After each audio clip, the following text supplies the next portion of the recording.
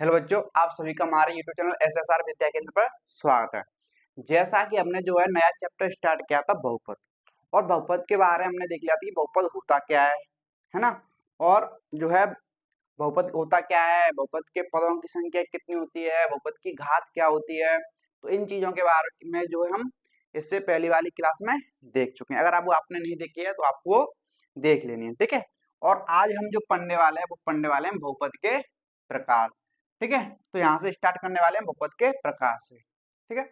अगर आप देखो, पहले बता दूं, अगर आप चैनल पर नए हो, ठीक है, पहली बार अगर आप हमारी वीडियो देख रहे हो तो कृपया करके हमारे चैनल को क्या है, सब्सक्राइब कर लेना, ताकि आपको आने वाली वीडियो मिल सके, ठीक है। तो चलिए पढ़ते हैं।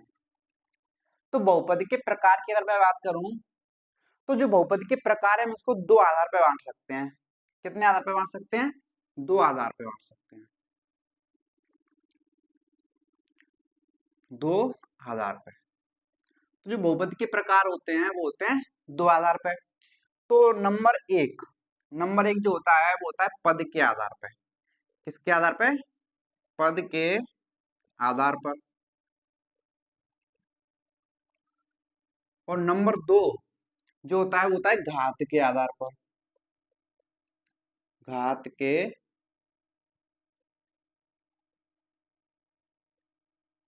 आधार पर, ठीक है। तो बहुपद के जो प्रकार होते हैं दो आधार पर होते हैं। नंबर एक पद के आधार पर और नंबर दो घात के आधार पर, ठीक है। तो अब बात करें कि पद के आधार पर बहुपद कौन कौन से होते हैं, यानी कि पद के आधार पर जो बहुपद के प्रकार हैं कितने होते हैं और कौन कौन से होते हैं, ठीक है। आओ बात कर लेते हैं। देखो, तो पद के आधार पर बात करें तो सबसे पहला जो आएगा वो आएगा एक पदीय बहुपद। पद के आधार पर है तो एक पदीय बहुपद, एक पदीय बहुपद। कौन सा होगा? एक पदीय बहुपद। जैसे जैसे मैंने लिखा 2x, तो देखो ये पूरा क्या है, एक ही पद है, तो इस बहुपद को क्या बोलेंगे? एक पदीय बहुपद। और एग्जांपल लें, जैसे मैंने लिया 5, पांचवी क्या है? एक बहुपद है ना। पांचवी क्या है? एक बहुपद है। तो इसमें कितने पद हैं? एक ही है। तो ये भी कैसा एक बहुपद है? एक पदीय बहुपद है, ठीक है। तो जिसमें एक पद हो, जिसमें पद की संख्या कितनी हो? पद की संख्या कितनी होनी चाहिए इसमें? इसमें जो है पद कितने होने चाहिए? एक होने चाहिए। कितने होने चाहिए? एक होने चाहिए। तो उसे बोलेंगे एक पदीय बहुपद। नंबर दो, नंबर दो की अगर मैं बात करूं तो वो होता है द्विपदीय बहुपद। द्विपदीय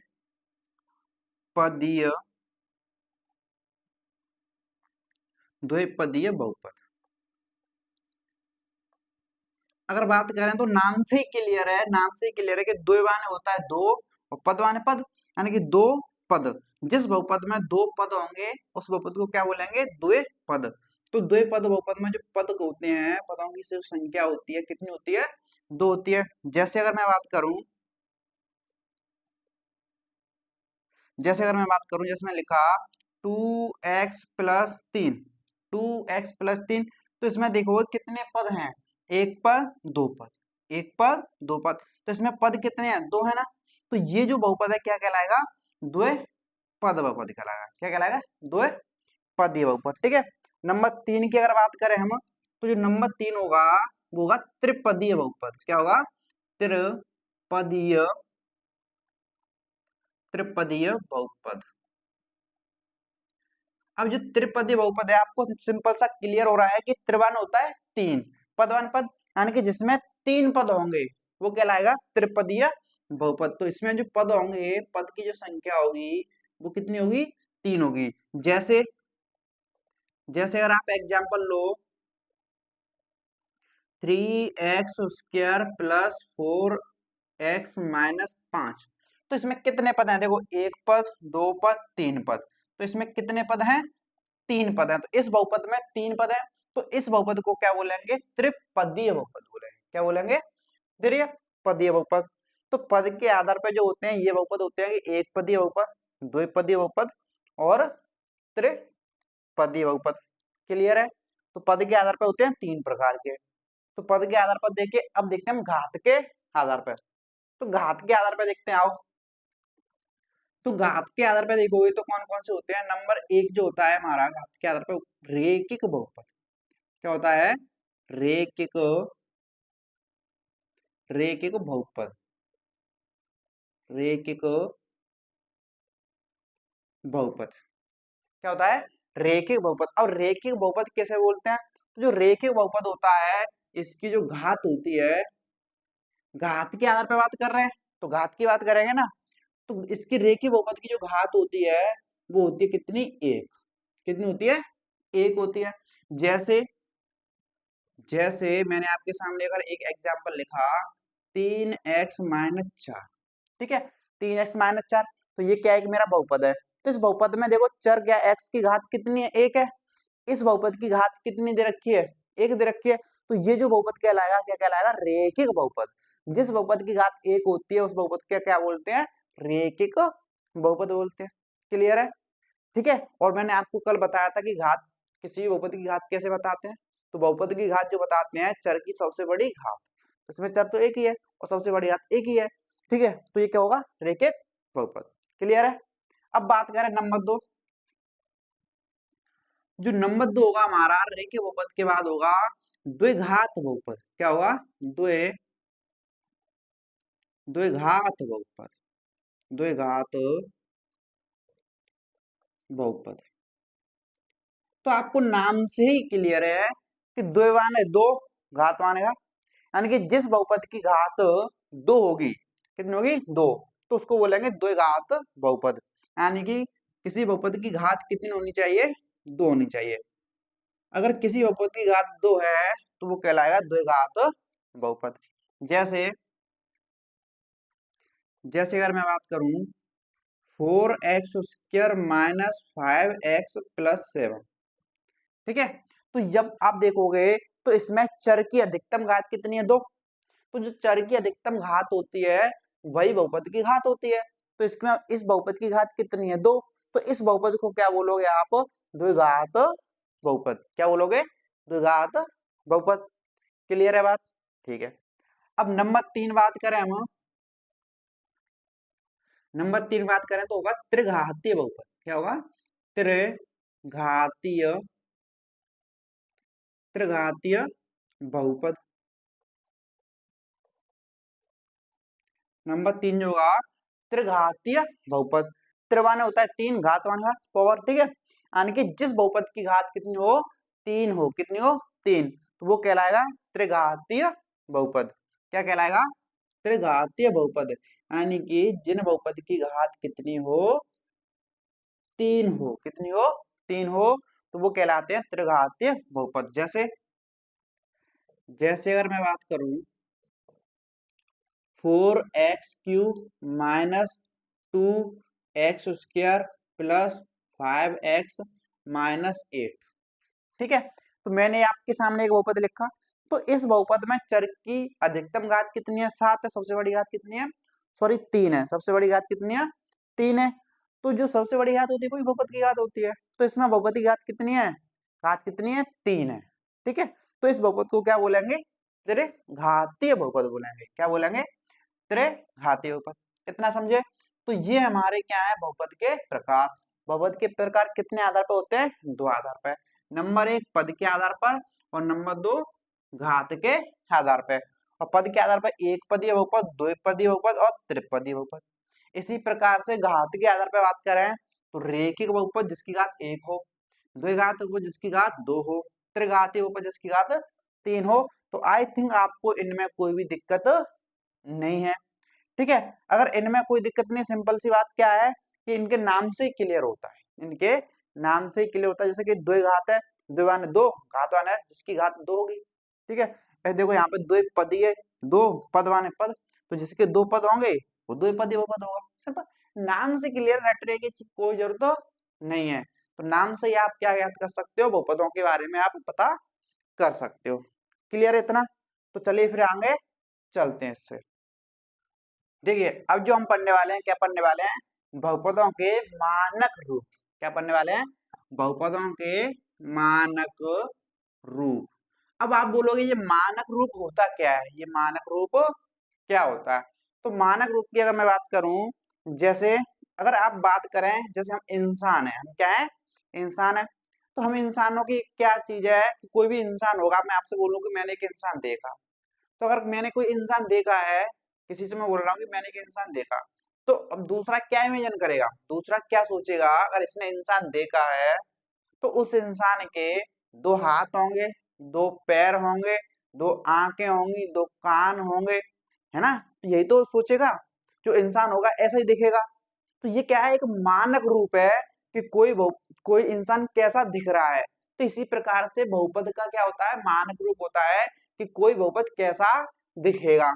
ठीक है, जिस प्रकार से इंसान का मानक रूप है कि इंसान के दो पैर, दो दो हाथ, है ना, और दो कान, दो आंख होंगी ही होंगी, ऐसा दिखेगा ही दिखेगा। वो अलग बात है कि किसी के एक पैर नहीं है, वो अलग बात है, लेकिन सामान्यतः तो वही चीजें होती हैं। इसी प्रकार से इन बहुपदों के भी मानक रूप होते हैं कि कोई बहुपद जैसा दिखेगा ही दिखेगा। ठीक है, तो हम देखने वाले हैं मानक रूप में रेखीय बहुपद, द्विघात बहुपद और त्रिघात बहुपद के मानक रूप। ठीक है, आओ देखो, तो रेखीय बहुपद के अगर मानक रूप की बात करूं, तो जिसका जो मानक रूप होता है वो होता है हमारा ए एक्स प्लस बी। क्या होता है, ए एक्स प्लस बी होता है हमारा रेखीय बहुपद का मानक रूप। और जहां जहां जहां जो ए जो होता है, ए वो जीरो नहीं होना चाहिए, जीरो के बराबर नहीं होना चाहिए। ठीक है, और जो बी है, बी क्या है हमारा, एक अचर पद है। बी क्या है, एक हमारा अचर अचर पद। क्या है, अचर पद है। इसमें तो चर है तो ये चर वाला पद है, इसमें चर नहीं है तो ये अचर पद है। क्लियर है, तो ए यहाँ पे जीरो नहीं होना चाहिए।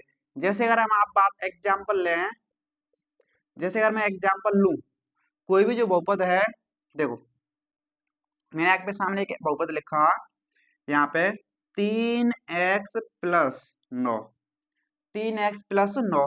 तो आप इसको देखो, इसको देखो, क्या ये जो है इसके जैसा दिखाई दे रहा है कि नहीं दे रहा है, ये बहुपद जो है क्या इसके जैसा दिखाई दे रहा है कि नहीं दे रहा है, दे रहा है। तो यानी कि ये जो बहुपद है कैसा बहुपद है, एक रेखिक बहुपद है। कैसा बहुपद है, रेखिक बहुपद है, और जो मानक रूप में लिखा हुआ है। ठीक है, अब आप इसकी मानक रूप से अगर तुलना करो, इसकी अगर आप मानक रूप से तुलना करो, तो देखो x की संख्या है a, यहाँ पे x की संख्या है 3 है, तो यानी कि a की जगह पे कितना आ रहा है 3, तो a की जगह पे कितना है 3, तो a का मान यहाँ पे कितना है 3 है। ठीक है, इसी प्रकार से अगर मैं तुलना करूं, b की जगह पे कितना आ रहा है 9 आ रहा है, b की जगह पे कितना आ रहा है 9, तो b का यहाँ पे मान कितना है 9 है।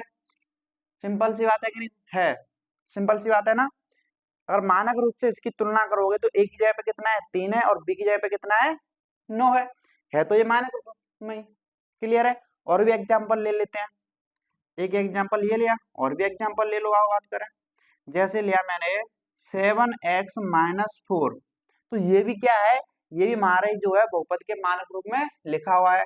तो आप तो बोलोगे यहाँ पे प्लस है, अरे यहाँ पे माइनस है, अरे उससे कोई जरूरी नहीं है कि ये दोनों प्लस में है तो प्लस में ही होंगे सारे, नहीं, नेगेटिव में भी होते हैं। ठीक है, अगर इससे तुलना करोगे तो ए की जगह पे कितना है यहाँ पे 7 है, ए की जगह पे कितना है यहाँ पे 7 है, और बी की जगह पे कितना है, तो आप बोलोगे 4, शिकार है, नहीं नहीं नहीं 4 नहीं है। 4 क्यों नहीं है, अगर माइनस की संख्या है तो माइनस की ही लेते हैं, अगर प्लस की है तो प्लस की लेंगे, अगर माइनस की है तो माइनस की ही लोगे आप। तो यहाँ पे जो बी है माइनस का 4 है, बी माइनस का 4 होगा, यहाँ पे रखोगे जब भी तो प्लस और माइनस का गुणा करके माइनस आएगा ना, तभी तो माइनस आएगा। समझ रहे हो नहीं समझ रहे हो, अगर आप प्लस की 4 लो लोगे, यहाँ पे प्लस की 4 ले लोगे तो क्या होगा, प्लस 4 रख दो तो प्लस का ही रहेगा, फिर तो ये माइनस हट गया। इसलिए जो माइनस का है तो उसको हम माइनस का ही लेते हैं। समझ रहे हो कि नहीं समझ रहे हो बात, इतनी बात आपको ध्यान रखनी है। जो रेखीय बहुपद का मानक रूप क्या होता है, ax प्लस b। अब बात करूं मैं द्विघात बहुपद के मानक रूप की, तो इसका जो मानक रूप होता है वो होता है ax² प्लस bx+c। तो इसका ये होता है हमारा मानक रूप, किसका, द्विघात बहुपद का।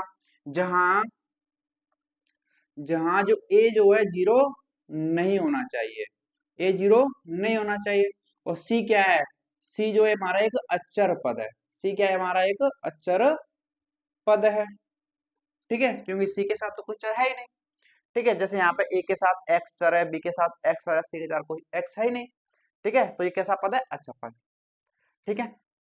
तो मैंने यहाँ पे आपके सामने एक एग्जाम्पल लिखा, जैसे जैसे 5x² प्लस 3x+11, ठीक है। तो मैंने आपके सामने लिखा है कि द्विघात बहुपद। तो देखो क्या ये मानक रूप जैसा लिखा है कि नहीं लिखा है, लिखा है ना। अगर आप तुलना करोगे मानक रूप से तो यहाँ पे x उसके साथ a है, तो यहाँ पे x उसके साथ कितना है, 5 है, यानी कि a की जगह पे यहाँ पे कितना आ रहा है, 5, तो a का मान कितना है, 5। यहाँ पे देखो x के साथ b है, यहाँ पे x के साथ 3 है, यानी कि b की जगह पे कितना लिखा है, 3, तो b का मान कितना है हमारा, 3 है, क्लियर है। अब यहाँ पे देखो c है, तो यहाँ पे c की जगह पे कितना लिखा है, 11, यानी कि c का मान कितना लिखा है, उसने 11 लिखा है। इतना समझ रहे हो कि नहीं समझ रहे हो, ठीक है। तो ये मानक रूप में लिखा था, तुलना करी तो हमने ए बी सी के क्या आ गए, मान आ गए, ठीक है।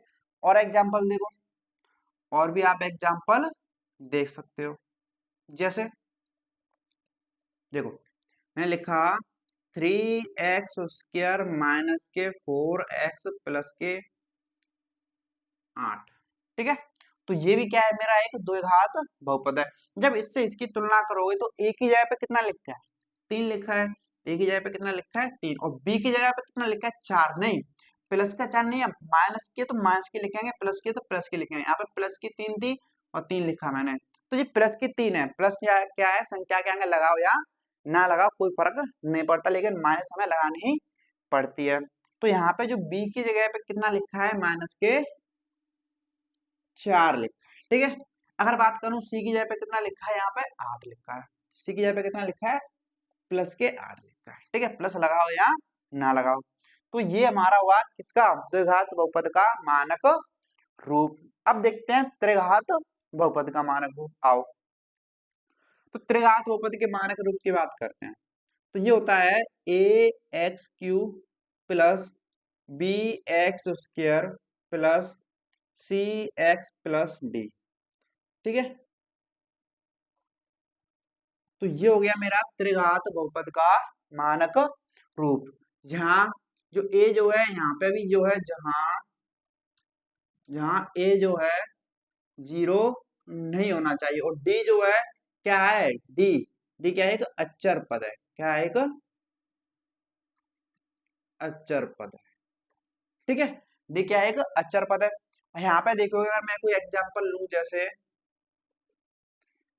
जैसे 6x³ plus 4x² plus 3x+10, ठीक है। तो ये लिया मैंने एक त्रिघात बहुपद का उदाहरण। तो जब आप इससे इसकी तुलना करोगे तो a की जगह पे यहाँ पे कितना लिखा है, 6, a की जगह पे कितना लिखा है, 6, और b की जगह पे कितना लिखा है, 4, और c की जगह पे कितना लिखा है, 3, और d की जगह पे कितना लिखा है, 10, ठीक है। तो डी की जगह पे कितना लिखा है, 10। तो ये हमारा क्या है, त्रिघात बहुपद का मानक रूप। एक और एग्जांपल ले लेते हैं, ठीक है, एक और हम एग्जांपल लेते हैं, देखो 7x³ minus 5x² plus 6x-7, ठीक है। तो ये लिया मैंने एक त्रिघात बहुपद का एग्जांपल। तो जब इसमें तुलना करोगे इससे मानक रूप से इसकी, तो a की जगह पे कितना है, 7 है, a की जगह पे कितना है, 7 है, और b की जगह पे कितना है, -5, और c की जगह पे कितना है, 6, प्लस के 6 ना, और d की जगह पे कितना है, माइनस के 7 है, तो माइनस की के चिन्ह आपको लगाना ही पड़ेगा, -7, तो d की जगह पे कितना आ गया मेरा, -7। तो ये हो गए मेरे क्या, बहुपदों के मानक रूप। तो आपको यह ध्यान रखना है कि रेखीय बहुपद का जो मानक रूप होता है ax+c, द्विघात बहुपद का मानक रूप होता है ax² प्लस bx+c, और त्रिघात बहुपद का जो मानक रूप होता है ax³ plus bx² plus cs+d, ठीक है। तो ये देखिए हमने क्या बहुपदों के मानक रूप, ठीक है। और आई थिंक आपको, मुझे लगता है एक डाउट जरूर आ रहा होगा, क्या, एक डाउट तो आपको जरूर आ रहा होगा कि सर ने बोला है कि यहाँ पे ये ए जीरो नहीं होना चाहिए, वहां पे भी ए जीरो नहीं होना चाहिए, वहां पे भी ए जीरो नहीं होना चाहिए। तो ऐसा क्यों?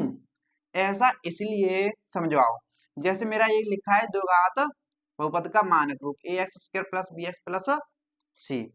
तो सपोज करो अगर ए की जगह पे आप जीरो रख दो यहाँ पे, ठीक है, मैं यहाँ पे करता हूँ। अगर आप ए की जगह पे जीरो रख दो, जीरो एक्स स्क्वायर हो जाएगा, फिर क्या है प्लस बी एक्स प्लस सी, ये हो गया। अब जीरो और एक्स स्क्वायर कोई इनके बीच में कोई चिन्ह नहीं है तो गुणा का चिन्ह होता है, तो जीरो का गुणा हो रहा है एक्स स्क्वायर के साथ, और जीरो का किसी भी संख्या के साथ गुणा होता है तो वो उसको क्या कर देता है, जीरो कर देता है। यानी कि ये जो है पूरा क्या हो गया, जीरो हो गया, प्लस ये क्या है मेरा बी एक्स प्लस सी, और जीरो को ऐड करोगे तो क्या बचेगा, बी एक्स प्लस सी ही रहेगा। अब आप देख रहे होगे तो इसमें चर की घात कितनी है, एक है, और कोई चर तो है ही नहीं। अब इसमें चर की घात यानी कि इस बहुपद की घात ही एक है। अब बहुपद की घात एक जो है कौन से बहुपद में होती है, वो होती है रेखिक बहुपद में।